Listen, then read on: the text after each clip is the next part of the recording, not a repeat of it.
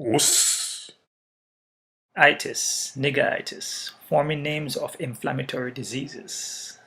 Itis, forming names of inflammatory diseases, used with reference to a tendency of state of mind that is compared to a disease. Itis, meaning inflammation, as in bronchitis, inflammation of the organ, the bronchial tubes. There is gastritis, neuritis, tonsillitis, auritis, niggaitis, and appendicitis.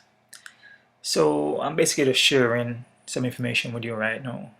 I'm not trying to tell anybody what to do or tell anybody what to eat. I'm just here to motivate, create, and inspire.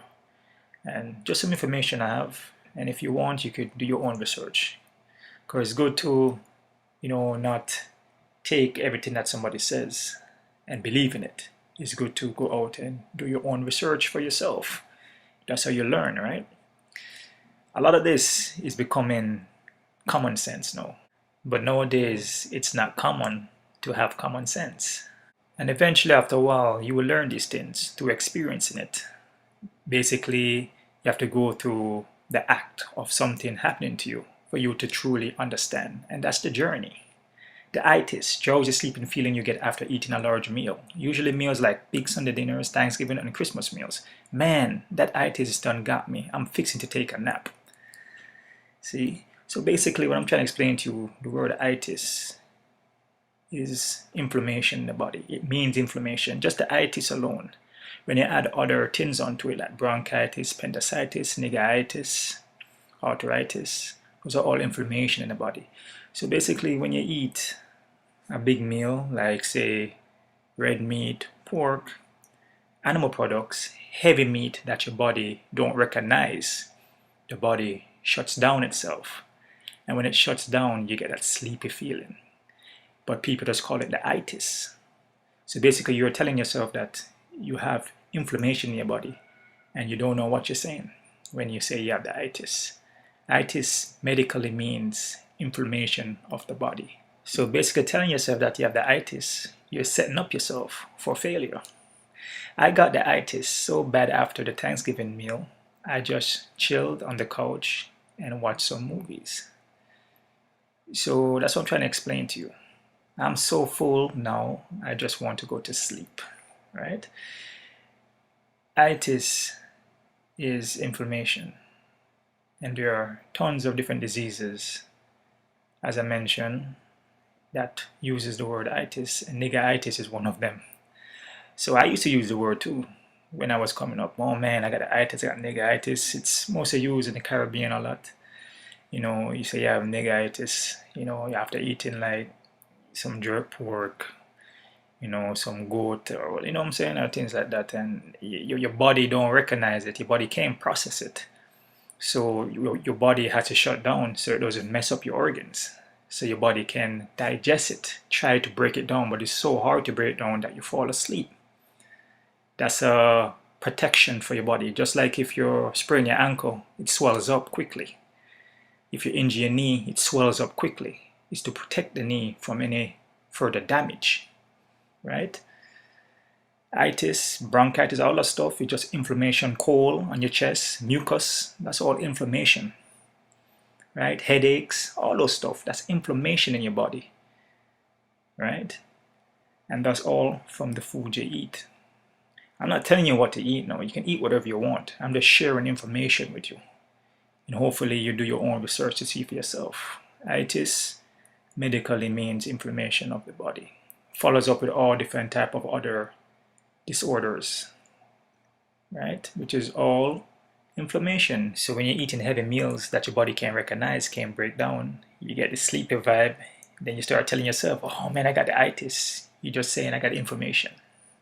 A variation of shortening of niggaitis, the overwhelming sleepy feeling that comes over people after they have eaten too much food. Usually people get the itis after eating rich soul food during the holidays.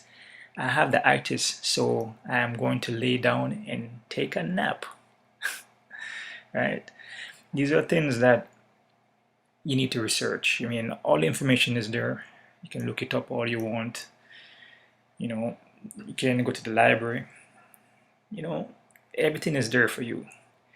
And as I said, a lot of this will become common sense after a while.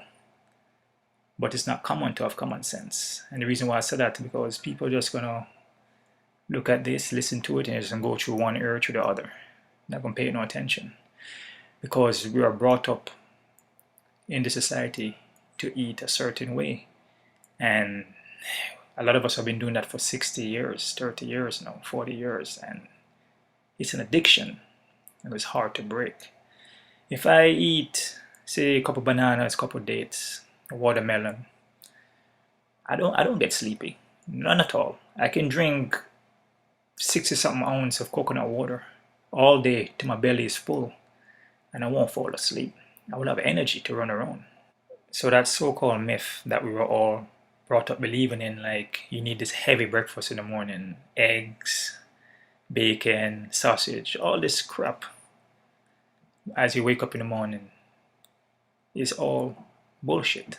All that stuff does is weigh your body down. And if you remember, usually when you eat like that, when you hit maybe, say you eat breakfast like 8 in the morning, by the time you hit like 11, 12, you're sleepy. It's like you feel drowsy because that kind of food, your body doesn't register it. It's not meant for you to eat. Now, if you wake up in the morning now, have a 16 ounce of glass of water, maybe have a banana, a couple of dates, I guarantee you'll be flying all through the day. You won't get 1 inch of sleepiness, right?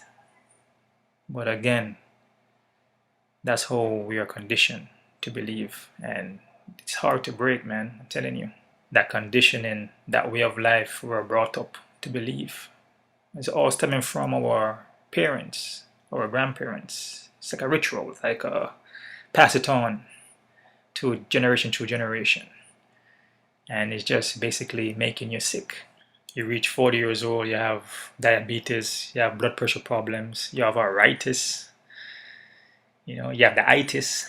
You know what I'm saying? It's you basically making yourself sick from not having the knowledge.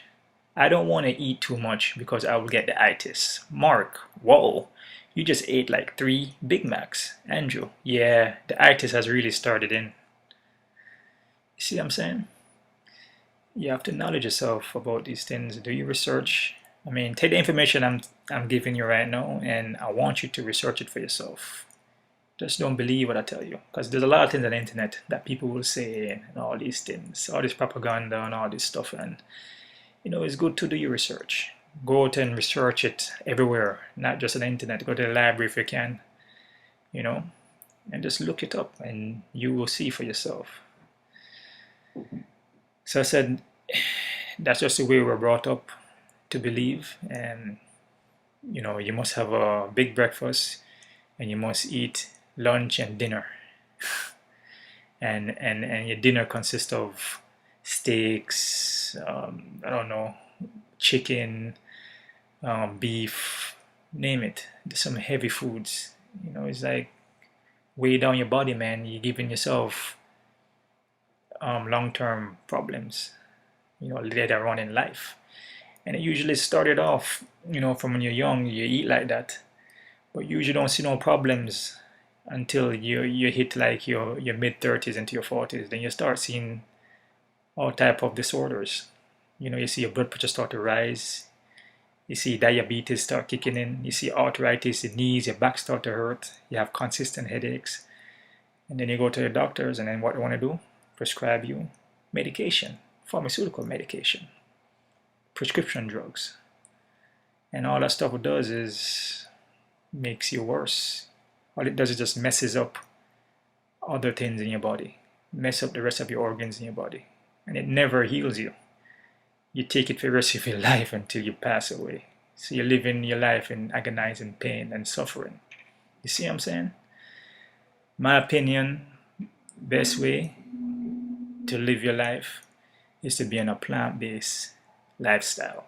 And you notice I don't say diet, I say lifestyle. Because diet is something that you just do for a week and you go back to your regular living.